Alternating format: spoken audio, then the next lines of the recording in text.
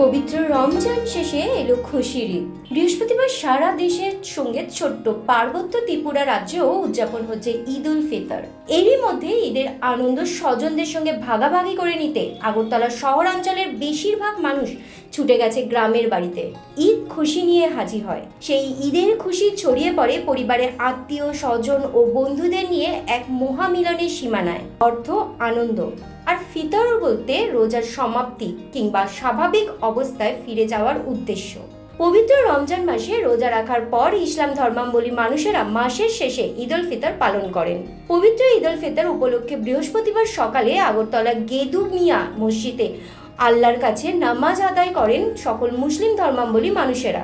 ঈদের এই আনন্দ সকল মুসলিম ধর্মাবলম্বী মানুষের সাথে ভাগ করে নিলেন ত্রিপুরার সংখ্যালঘু কল্যাণ দপ্তরের মন্ত্রী শুক্লাচরণ নোয়াতিয়া।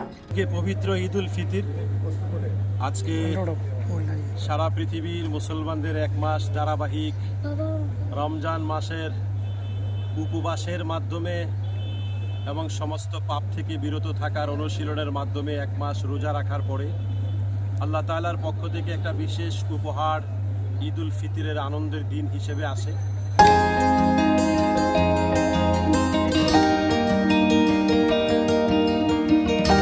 ত্রিপুরা থেকে বিক্রম কর্মকারের report, U Bangla TV. U Bangla TV হৃদয় ছুঁয়ে যায়।